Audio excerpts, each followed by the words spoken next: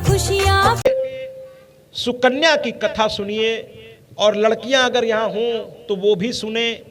जिनके घर में लड़कियां हैं, चाहे वो शादीशुदा हो चुकी हों, उनको भी ये कथा मेरी भेजिएगा। आप चाहे तो इसको अपने मोबाइल पे रिकॉर्ड भी कर सकती हैं।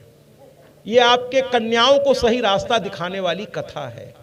आपकी कन्या अच्छी हो, इसमें कोई दो राय नहीं है, मेरे मन में कोई दुविधा नहीं है। आपकी बिटियाएं बहुत अच्छी हैं, लेकिन उनको और अच्छा बनाना। तो जो चाहे वो इस कथा को रिकॉर्ड भी कर ले, या हमारे चैनल से जाकर शेयर कर सकते हैं अपने अपने फेसबुक पर। हमारे चैनल पर आप किसी भी सोशल मीडिया पे जाइए, सत्या जी महाराज केवल सर्च करेंगे तो मेरी तस्वीर से आप पहचान जाएंगे, और यहाँ की कथाओं का भी आप आनंद ले सकते हैं जो इसमें लाइव चल रही है ना। चाहे वो फेसबुक पे आप चले जाइए, वहाँ भी सत्या जी महाराज सर्च करिए, मिल जाएंगे। इंस्टाग्राम पे चले जाइए, ट्विटर पे चले जाइए, किसी भी सोशल मीडिया पे चले जाइए, यूट्यूब पे चले जाइए, किसी भी सोशल मीडिया पे चले जाइए, और सत्या जी महाराज यहाँ की कथा का आनंद लीजिए फेसबुक पर। और 15 दिन के बाद, इस कथा के समापन के 15 दिन के बाद, चूंकि यूट्यूब बहुत बड़ा मंच है, अंतर्राष्ट्रीय मंच है, अंतर्राष्ट्रीय मंच है, तो वहां पर भी जो है, पिछले साल जब डॉक्टर साहब के यहाँ कथा हुई थी तो एक साउथ अफ्रीका से एक फोन आया मेरे पास, कहे बड़े भक्त लोग हैं, वो इंडिया के ही हैं, वहां जाकर अपना रोजी रोटी के लिए जा चुके हैं, तो ये कथा बहुत लोग देखते हैं महाराज, और हमको मैसेज के द्वारा या फ़ोन के द्वारा या मेरे व्हाट्सएप पर मैसेज भेजकर लोग अपने अपने विचार रखते हैं इस कथा के बारे में।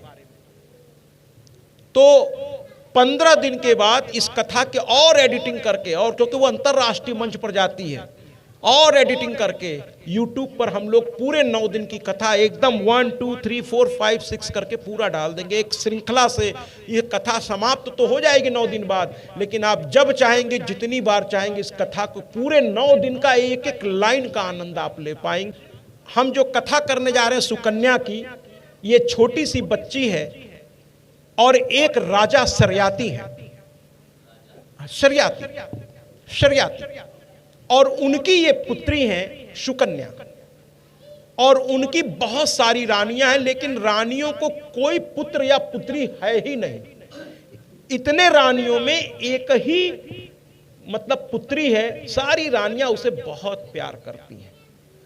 और वो बच्ची, बड़े घरों के जो बच्चे होते ना महाराज, उनको गरीबी का पता नहीं होता।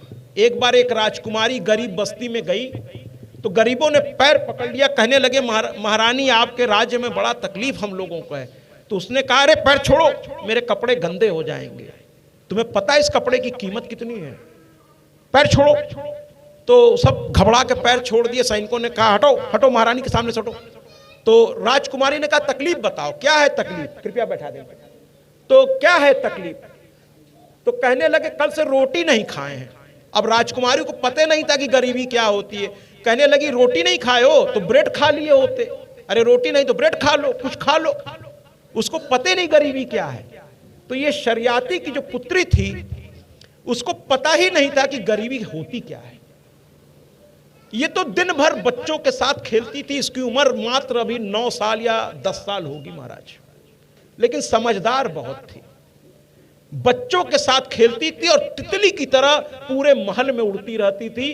राजा उसको दिलो जान से प्यार करते थे, पूरे महल की शान थी वो, है ना। उसके पैर जमीन पर नहीं पड़ने देते थे महाराज।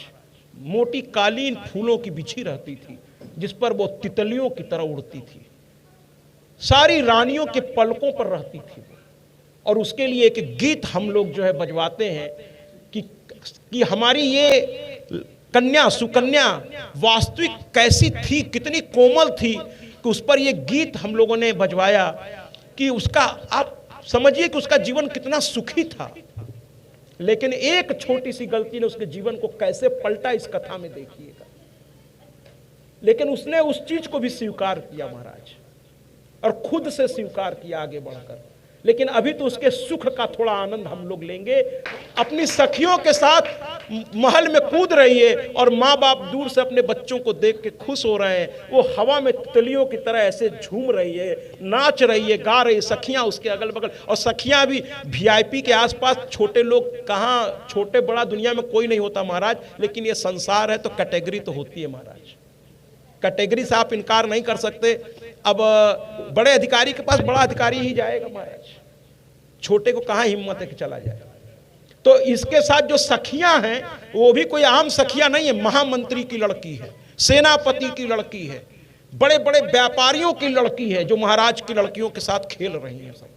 सब बड़े बड़े घरों की लड़कियां हैं और सब तितलियों की तरह हवा में लहरा रही हैं, आस्ती में रहते हैं।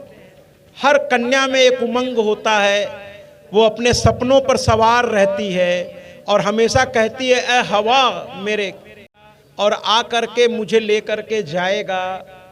वो अपनी ही मस्ती में मस्त रहती हैं। सुकन्या भी अपनी मस्ती में मस्त थी। ऐ हवा मेरे संग संग चल, मेरे दिल में हुई हलचल, है ना, बहे दरिया का पानी कल कल, मुझे आस मिलन की हर पल। ऐ हवा मेरे संग संग चल, ऐ हवा मेरे संग संग चल। सुकन्या, उपवन विहार हिंदी में उसे कहते चल। इसी से सुकन्या की आप अल्हड़पना को समझने का प्रयास करें। बच्ची है वो। एक दिन राजा ने उपवन विहार का कार्यक्रम बनाया, आज की भाषा में इसको हम कह सकते हैं पिकनिक चल पड़ी। उपवन विहार पिकनिक। राजा के साथ 4000 रानियां थी महाराज। पहले के जमाने में बहुत शादियां लोग करते थे, एक दो रानी नहीं थी उनकी, 4000। राजा सरयाती की 4000 रानियां थी।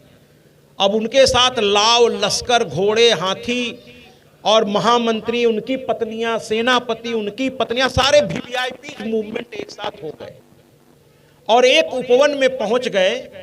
और राजा ने यह ध्यान नहीं दिया कि वहां एक ऋषि ध्यान लगाए बैठे हैं। कभी कभी आदमी अनजाने में गलती कर बैठता है।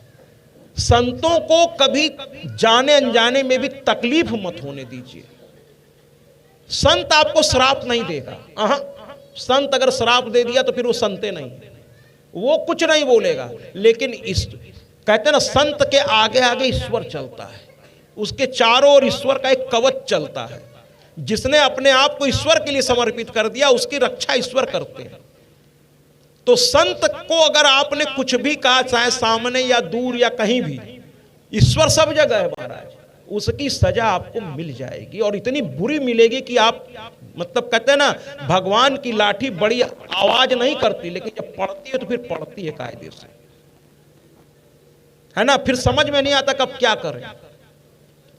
तो यहां पर चब्यन ऋषि ध्यान समाधि लगाए बैठे, भगवान में उनका लगन लगा हुआ। धीरे धीरे चींटियों ने उन पर बॉबी बना दिया, यानी मिट्टी का ढेर खड़ा कर दिया। एक कथा में हम लोग जा रहे थे ऋषिकेश से देहरादून की तरफ, तो वहां के जो आयोजक थे वो लोग भी व्यापारी थे।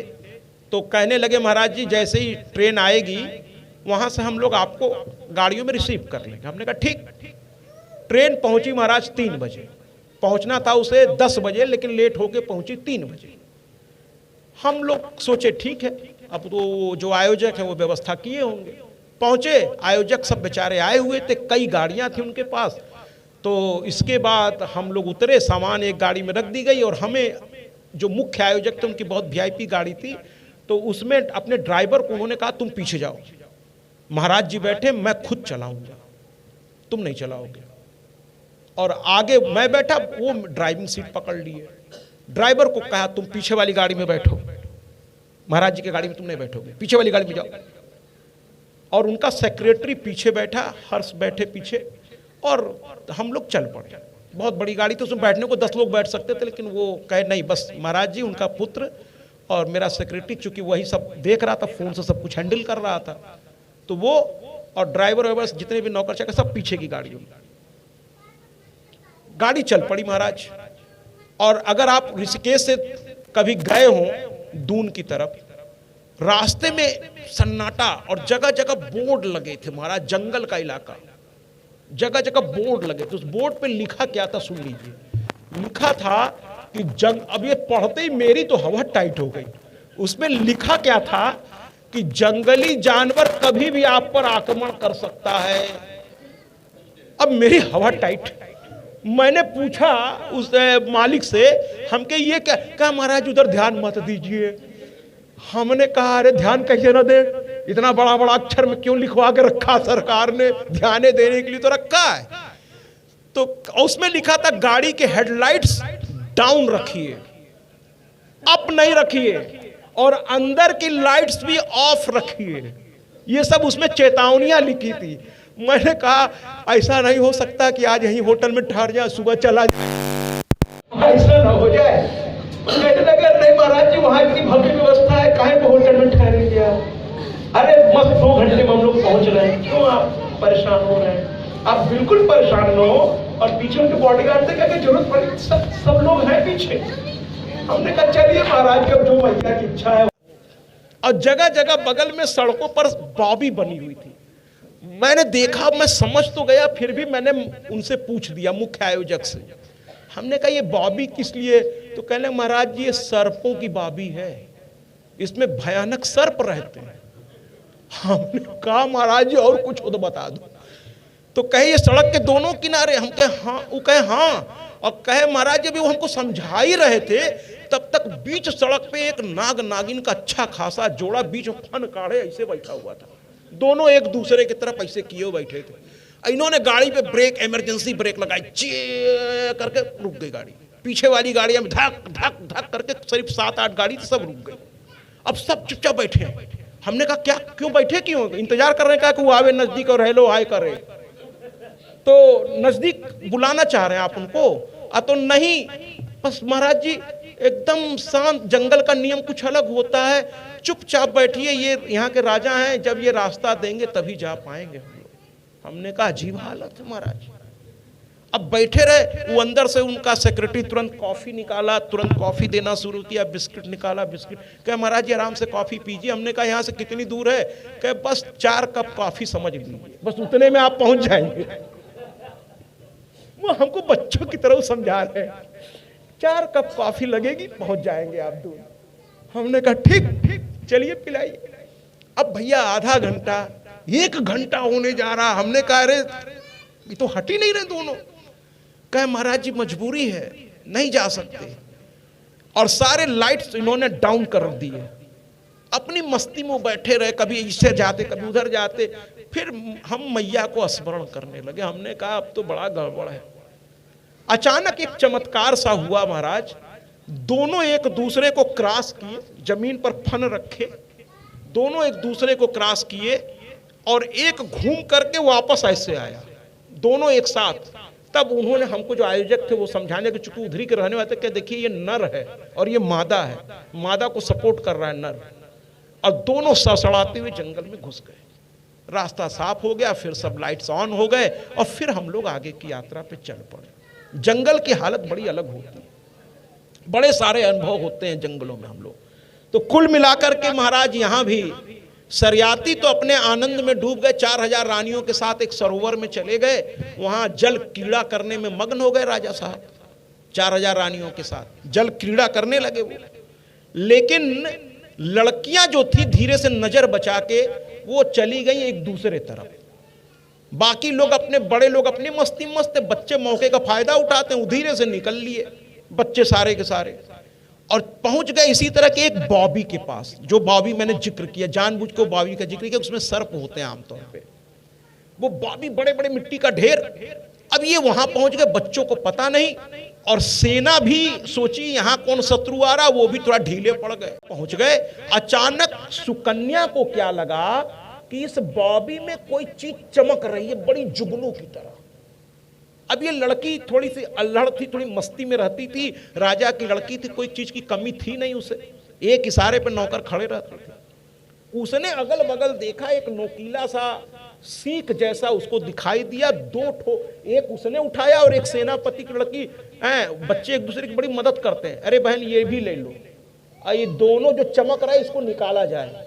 अब ये दोनों, ये लड़की सुकन्या जो है ये खुद उसको ले करके और लगी बॉबी में अंदर डालने, जिधर वो दो जुगनू जैसी चीज चमक रही थी, एकदम बड़ी तेज थी उस जुगनू जैसी चीज, रोशनी निकल रही थी। ये होता है तपस्या। वहां असल में बैठे थे चब्यन ऋषि, और ये जो जुगनू जैसी चीज चमक रही थी, तपस्या के चलते उनका शरीर तो दुबला हो गया था, एकदम बूढ़े हो चके, मतलब पूरी तरह से वृद्ध हो गए थे, लेकिन उनकी आंखें तपस्या के जो साधना करते ना महाराज, वो क्रीम पाउडर की उनको जरूरत नहीं होती महाराज, उनके चेहरे पे चमक होती, एक नूर होता है उनके चेहरे पर।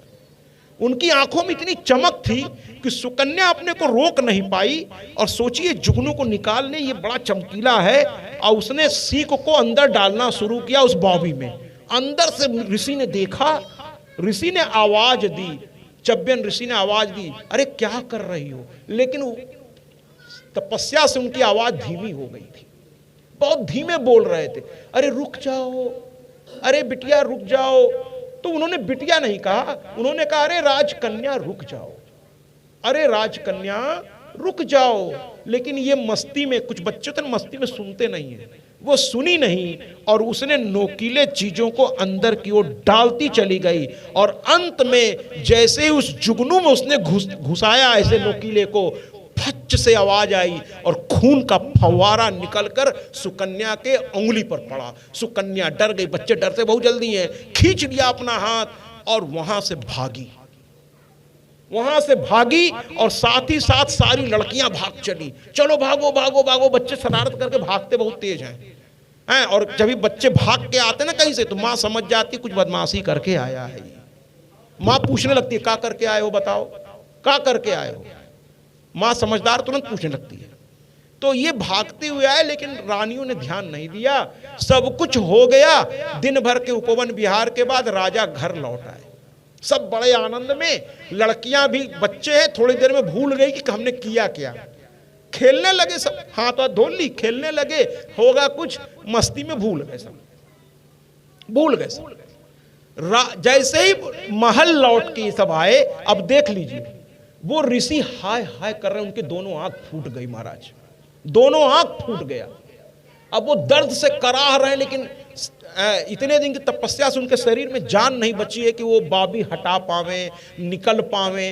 वहीं पर बैठे बैठे बस आह आह। और जब संत जो है किसी चीज पर दुखी होकर आंखें बंद कर ले तो घबरा जाइए महाराज, पता नहीं वो किसे याद कर रहा है और किस भाव से याद कर रहा है, घबरा जाइए, अनर्थ हो जाएगा।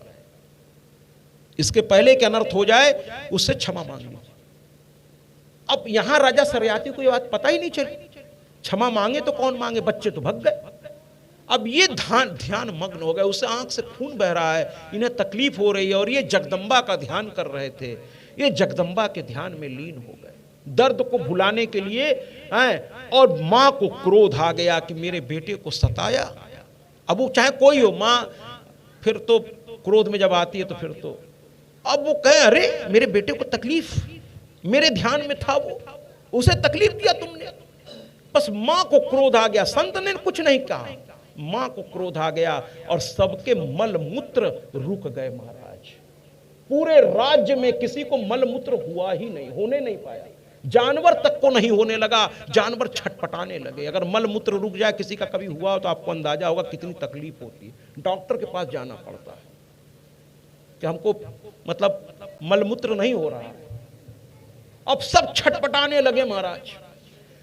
अब पूरे राज्य में लोग एक दूसरे से पूछने, तुमको जैसे कोरोना फैला था उसी तरह से लोग पूछने तुम्हारी क्या हालत है, तुम्हारी क्या हालत, सब कह रहे हमारे यहाँ भी वही हो रहा है, हमारे पूरे राज्य में जंगल की तरह या जंगल में आग की तरह बात फैल गई। महाराज उस समय के राजा बड़े सक्रिय होते थे, आजकल की सत्ता को खैर मुझे कुछ कहना नहीं है, लेकिन पहले के राजा बड़े सक्रिय, अपने प्रजा के प्रति बड़े सक्रिय होते थे। जरा घुमा दे, प्रजा के प्रति बड़े सक्रिय होते थे महाराज। उन्होंने राजा तक खबर पहुंची, राजा ने तुरंत इमरजेंसी मीटिंग बुला ली, तुरंत महल में एक इमरजेंसी मीटिंग हो गई। उसमें महामंत्री पहुंचे, सेनापति पहुंचा, सारे बड़े बड़े लोग और उस राज्य के बड़े बड़े व्यापारी भी पहुंच गए। प्रतिष्ठित व्यापारी हर जगह जाते हैं राजा, क्योंकि उनके टैक्स से ही वो देश चलता है। तो पहुंच गए सब लोग और सबने एक ही बात शुरू कर दी कि महाराज इस समस्या का समाधान क्या है। अब सब राजा अचानक, राजा कोई अगर राजा है तो ऐसे तो राजा हो नहीं जाएगा, उसमें बुद्धि तो होगी औरों से ज्यादा। राजा ने कहा कि अरे, अचानक राजा को याद आया, अरे वहां एक सन्यासी ध्यान में थे जगदम्बा के, चब्यन ऋषि। अचानक राजा घबरा गए, पसीने पसीने हो गए। रखिए उस जमाने में लोग समझते थे चीजों को, इसीलिए दुख जल्दी समाप्त हो जाता था, गलती अपनी सुधार लेते थे, दुख खत्म हो जाता था। राजा सरयाती को समझ में आ गया, अरे चब्यन ऋषि जगदम्बा का ध्यान कर रहे हैं वहां, और कोई उधर तो नहीं गया था। अब उन्होंने पहले सेनापति से पूछा, क्योंकि भाई सेना का संचालन उसी के हाथ में, क्या तुम्हारी सेना चारों तरफ लगी थी? क्या हाँ लगी थी। क्या कोई उनके यहाँ तो नहीं गया था? क्या महाराज जहां तक कोई बड़ा तो नहीं गया, वहां कोई बड़ा तो नहीं गया, क्योंकि सेना तुरंत रोक देती। तो कहे फिर बच्चे? कहे महाराज बच्चों का क्या, बच्चे बेचारे तो बच्चे। महाराज ने ध्यान नहीं दिया। फिर मंत्री से कहा एक एक पता कराओ, गुप्तचर भेजो, कौन उधर गया था, एक की शुरुआत करो, पता करवाओ, ऐसे तो कोई सच बोलेगा नहीं, पता कराओ। मंत्री ने गुप्तचर लगा दिया, कौन उधर गया था महाराज। और जब पूरी प्रशासन लग जाए तो महाराज बड़ी से बड़े अपराधी पकड़े जाते हैं, लेकिन यहां तो पता ही नहीं चल रहा था, क्योंकि अपराधी कोई बड़े में था ही नहीं और ये लोग बड़ों में ढूंढ रहे थे। और धीरे धीरे स्थिति इतनी विकट हो गई कि महाराज की चिंता बढ़ने लगी। सुबह से शाम, शाम को तो लोग आए थे, रात हो गई, रात में लेकिन कोई सो नहीं पा रहा था, विपत्ति सामने तो किसको नींद आवे महाराज। अब उसी तरफ प्रजा बैठी। अचानक ये बात सुकन्या तक, अब जरा लड़कियों से मैं कहने जा रहा हूं, सुन लीजिए और इस कथा को भी यहीं रोकूंगा। लड़कियों को मैं बताना चाहता हूं, आजकल के बच्चे करते क्या है महाराज, एक तो गलती करते हैं और माँ बाप पूछते हैं तो बताते नहीं है, ऊपर से जबान भी लड़ाते हैं महाराज, कुछ बच्चे, सब नहीं। और ये बहुत बड़ा अपराध आप करते हैं। एक तो गलती किया आपने, अरे वाह क्या बात है, समझ में आ गया। एक तो गलती किया आपने, गलती आपने छुपाई और माँ बाप ने पूछा तो बताई भी नहीं। अरे भैया, मैं बच्चों से कहना चाहता हूं, चाहे लड़का हो चाहे लड़की, अगर कुछ गलती हो जाए कृपया सुन लीजिए, तो अपने माँ बाप को जरूर बता दीजिए, वो आपसे ज्यादा, मतलब बहुत उनमें अनुभव है, उस गलती को सुधारने का हर संभव प्रयास वो करेंगे और आपको किसी बड़ी मुसीबत से वो बचा ले जाएंगे, है ना। लेकिन अगर आप उनसे ही छुपाएंगे तो फिर कौन आपको बचाएगा। सुकन्या को पता चला, सुकन्या दौड़ती हुई गई महाराज। लोग सोचे क्या हो गया इसको। जैसे ही उसको पता चला हमारे पिता दुखी हैं, और समाज के सामने, जरा सुनिएगा, समाज के सामने मेरे पिता का सर आज नीचा हो रहा है, एक कन्या का धर्म देखिए। कहने लगी गलती मैंने किया और मेरे पिता सर झुकाए समाज के सामने बैठे हैं, मेरी वजह से धिक्कार है मेरे जन्म को, धिक्कार है मेरे जन्म को। उन्होंने कन्या क्या जन्म दे दिया, कोई अपराध कर दिया क्या। बच्चों को सोचना चाहिए कि मेरी किसी वजह से, क्योंकि बच्चों को लोग बाद में कहते हैं, लोग यही कहते हैं इनके माँ बाप कुछ सिखाए नहीं का, माँ बाप को पहले लोग सुना देते। हर बच्चे का यह धर्म है कि वो ऐसा कोई काम ना करे। आप अकेले जब रहते हैं तो सुन लीजिए, आप अकेले नहीं रहते हैं महाराज, आप अकेले नहीं रहते हैं। बच्चों से मैं कहना चाह रहा हूं, चाहे वो बड़े हों, बच्चे हैं, अगर अभी शादी विवाह नहीं हुआ है तो इस बात को ध्यान से सुनिए आप लोग, कि जब आप एकांत में रहते हैं तो आप एकांत में नहीं रहते, आपके एक कंधे पर आपके पिता के खानदान की इज्जत रहती है और दूसरे कंधे पर मां के खानदान की इज्जत रहती है। आप अकेले कहां हैं महाराज। अकेले तब हो जब नाना और दादा का नाम अपने नाम से हटा लीजिए, फिर आप अकेले हैं। लेकिन आपके पूर्वजों ने एक इज्जत कमाई है समाज में, उस इज्जत की रक्षा करना आपका पहला कर्तव्य है। ऐसा कोई काम मत करिए कि आपके पूर्वजों को लगे ये कैसी आत्मा मेरे घर आ गई। ऐसा कोई काम मत करिए, कोई काम ऐसा मत करिए। सुकन्या दौड़ती हुई गई और भरी सभा में घुस गई। राजा घबरा गए, क्योंकि आज तक सुकन्या ने ऐसी हरकत नहीं की थी। राज दरबार में राजा के लड़के भी बिना परमिशन के नहीं आ सकते, राजा की मर्यादा होती है। लेकिन सुकन्या दौड़ती हुई गई और जाके पिता के चरणों से लिपट गई महाराज, लिपट गई। अरे सुकन्या से मेरे सीखिए, लिपट गई, लिपट गई, फूट फूट के रोने लगी। राजा घबरा गए, कहें बेटा अगर तुम्हें कोई तकलीफ है हम इस पे चर्चा करेंगे, लेकिन बेटा इस समय हम बहुत बड़ी समस्या में पड़े हुए हैं। बिटिया वो सोचे बच्चे हैं, कुछ आपस में शायद लड़ उड़ लिए होंगे, कोई शिकायत लेके चले आई है, बच्ची है रो दी, तो वो कुछ और समझ बैठे। कहे बिटिया क्या बताएं, इस समय हम एक राज्य की बहुत बड़ी चिंता में हैं। हम दोनों उसके चेहरे को ऐसे हाथ से पकड़ के कहने, बिटिया हम तुमसे बाद में बात करें क्या? कहने लगे नहीं पिताजी आज ही करनी होगी बात। तो थोड़ा सरियाती को हल्का सा क्रोध आया कि मैं इतनी बड़ी समस्या में पड़ा हूं और ये जिद कर रही है, पहली बार जिद कर रही है। कहे बिटिया मेरी बात समझो, मैं एक समस्या को हल कर लूं फिर बाप बेटी बैठ के बात करेंगे। कहने लगे नहीं पिताजी अभी करनी होगी, सबके सामने करनी होगी। अब पिता क्रोध में बोलने लगे, कहे अच्छा बोलो, सबके सामने जब तुमको अपना तमाशा बनाना है तो बोलो, फिर बोलो सुनता हूं। अब वो क्रोध में आदमी तो जल्दी आ जाता है। कोई चीज देखिए एक बार में कोई क्रोधित नहीं होता, कोई भी पढ़ा लिखा ऐसा नहीं कि छोटी सी बात पर क्रोध, वो कई दिन से कोई चीज देख रहा होता है और जब उसको लगता है कि ये चीज तो हल ही नहीं हो रही है, कितना भी रिक्वेस्ट करिए तब उसको क्रोध आता है। पढ़ा लिखा आदमी छोटी छोटी बात में ऐसा नहीं कि तो भड़क, उसके पीछे एक लंबा इतिहास होता है। तो राजा सरियाती ने पहले समझाया, लेकिन जब वो नहीं मान रही है तब धीरे धीरे राजा को क्रोध आ गया। बहुत समझाया राजा, मान ही नहीं रही है तो क्रोध आ गया राजा को। कहने लगा अच्छा अगर अपना तमाशा बनाना ही चाहती हो तो बोलो। फिर वो पकड़ के एकदम चरणों में पैरों सर को उनके पैरों पर रख दी। हमारी सुकन्या पैरों पर रख करके रोते रोते कहने लगी महाराज ये जो राज्य में संकट आया है इसकी दोषी मैं हूं, अब तालियां बजाइए। इतना कहना के लिए जिगरा चाहिए, जिगरा। वो जानती है कि इसके बाद क्या होगा, लेकिन उसने साहस किया और अपने पिता को भरे समाज के सामने उनका सर ऊंचा हो जाए इसलिए अपनी गलती को उसने स्वीकार कर लिया। अपने पिता का सर ऊंचा करने के लिए इसको कहते हैं औलाद, कि मेरे पिता की कोई गलती नहीं है, ये समाज में सर झुका के क्यों बैठेंगे, इन्होंने कोई अपराध नहीं किया, मैं नजर छुपा के गई, मैंने ये कांड कर दिया, इसका दोष सिर्फ और सिर्फ मेरा है, इसलिए हे नगरवासियों सजा देनी हो तो मुझे दीजिए। मेरे पिता हमेशा सर शान से उठा के चले हैं, आज भी उन्होंने ऐसा कोई काम नहीं किया कि वो सर झुकाएं।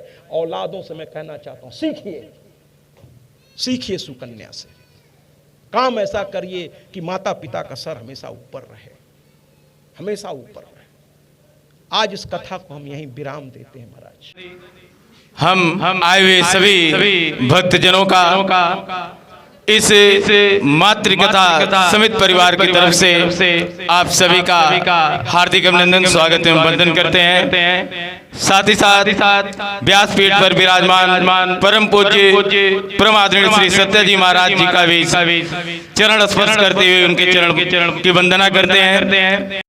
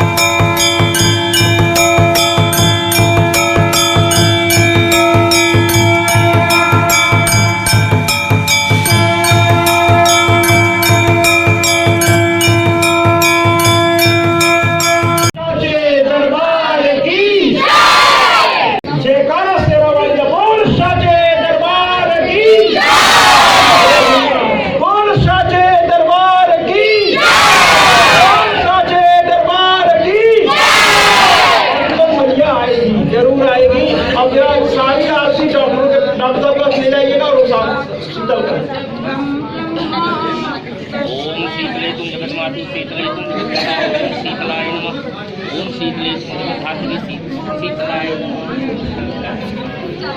जाओ भाई भाई भाई वो जाओ पकड़ आपल्याला लाभ